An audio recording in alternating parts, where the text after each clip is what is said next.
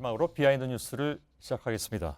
사실 오늘 팩트체크도 진행을 해야 되는데 이미 아시는지 모르겠습니다만 오대영 기자가 독감이 좀 심하게 들어서요.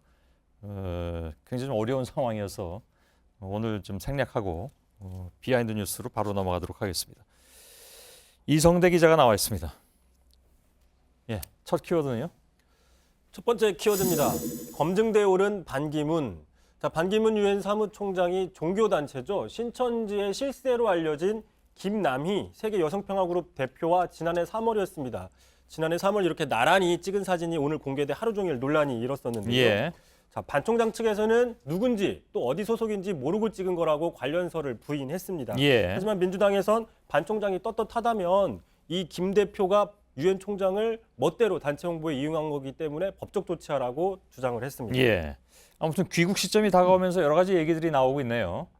그렇습니다. 오늘은 또 일본 왕에 대한 90도 인사 논란도 일었는데요. 예. 역시 지난해 3월이었습니다. 일본을 방문해서 일왕을 면담하기 전에 문에 들어서기도 전에 저렇게 허리를 굽힌 게 논란이 되고 있는데 그러니까 그 가까운 면전도 아니고 사실 가까운 면전에서 했어도 논란이 되는데 들어서기 전부터요. 아예 문 밖에서부터. 예. 예. 그래서 이게 유엔 총장으로서 외교적인 의례라는 반론도 분명히 있습니다. 하지만 미국 대통령이었죠. 오바마 지금 대통령이 과거에 이런 비슷한 사례로 미국 내에서 지적을 받은 적이 있기 때문에 예. 반 총장의 저런 태도 대선 국면에서 태도 논란이 이어질 가능성이 있습니다. 예. 아무튼 현재 거론되는 후보군들과는 달리 국내 정치권에 없었기 때문에 10년 동안 아무튼 검증대를 피하기는 힘든 그런 측면이 있어 보이는군요. 하지만 이런 검증들에 대해서 반기문 총장 측에서는 좀 불편한 심기를 드러내고 있는데요. 예. 오늘 이렇게 얘기를 했습니다. 자, 대한민국 위상을 크게 올려놓은 반 총장을 정치적인 이유로 흠집내는 건 유엔과 대한민국 그리고 국민에 대한 모독이다라고 밝혔습니다. 예. 근데 저 말에 대해서 논란이 많이 있었습니다. 그렇습니다. 본인 자신이 대한민국은 아니지 않느냐 라는 비판이 있었고요. 뭐 흔히 얘기하는 이른바 애국 프레임으로 가져가야 되는 것이 아니냐라는 또 지적도 나왔고요. 그렇습니다. 다음 키워드는요? 자, 두 번째 키워드입니다.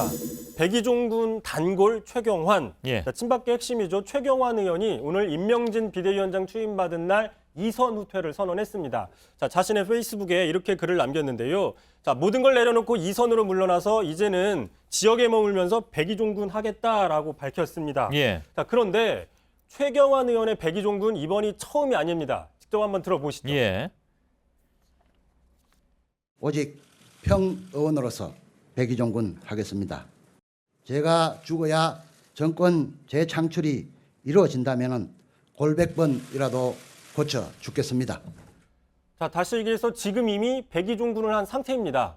근데 또 백이종군을 선언한 거죠. 예. 그렇기 때문에 지난 7월에 백이종군은 좀 진심이 아니었는 거 아니냐라는 그런 의문이 나올 수밖에 없는데요. 예. 참고로 지난번에는 이렇게 얘기를 했습니다. 지난번 백이종군을 선언할 때는 자, 참담해서 불면의 밤을 뒤척이고 있다. 그런데 오늘은 또 죄책감에 밤마다 깊은 번민을 하고 있다. 그러니까 6개월 가까이 지금 잠을 못 자고 계속 깨어있는 상황이냐라는 지적도 나오고 있고요. 예. 만약에 그때 정말 백이종군을 했다면 왜 그 이후에 벌어진 최순실 사태에 대해서는 아무 말도 하지 못했느냐는 비판도 받고 있습니다. 예. 아무튼 그 최경환 의원이나 아니면 서청원 의원은 둘 다 공식적으로는 아무런 직함이 없는 상황이죠.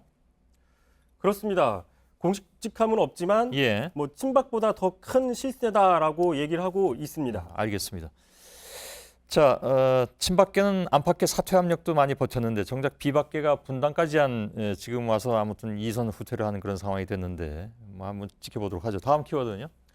자, 마지막 키워드입니다. 촛불 집회로 남미 된다. 이거는요, 오늘 자유경제원이 세미나를 하면서 촛불 집회가 대의민주주의를 후퇴시키고 남미처럼 우리나라를 만들 수 있다라고 부정평가를 해서 또 논란이 일고 있는데요. 예. 자, 남미화의 길에선 한국 정치라는 발제를 김인영 한림대 교수가 했습니다. 그 예. 내용에 이런 내용이 있습니다. 자, 광장의 촛불이 국회의원의 탄핵 결정의 기준이 되고 헌재 판결의 기초가 된다면 국회나 헌재가 왜 필요하느냐라고 주장을 했습니다. 예. 얼마 전에는 뭐 촛불 집회가 인체에 유해하다 이렇게 얘기한 교수도 있어서 좀 그 논란이 됐는데 아무튼 이런 주장까지 나오는군요. 뭐 또 다른 주장은 없습니까? 그 발제문에 보면요, 또 약간 왜곡 논란이 일을 수 있는 주장도 있는데요. 계속 보시면 이런 주장을 했습니다. 자, 정부와 정치권이 광장의 요구에 대처하느라 경제위기나 AI 독감 대응이 과거와 같지 않다. 하지만 탄핵이나 촛불 집회가 열리지 않았던 작년에 메르스 대응, 늑장 대응했던 거 이건 어떻게 설명하냐는 반론이 나올 수 있고요. 예. 또 있습니다. 자, 이번 촛불 집회에 민주노총 등 노조 세력이 큰 역할을 했다는 사실은 남미의 현상과 오버랩된다라고 얘기를 했는데 현재 민노총이 촛불 집회를 주도했다는 사실은 확인되지 않은 겁니다. 예. 왜곡 논란이 있을 수 있고요.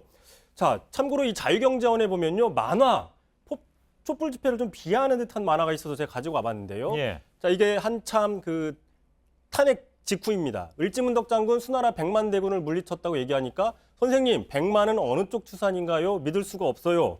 저런 예. 식으로 이야기를 했고요. 또 있습니다. 만화.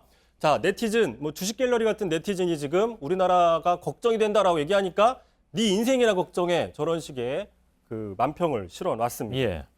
알겠습니다. 여기까지 하죠. 예. 네. 이성대 기자 수고했습니다.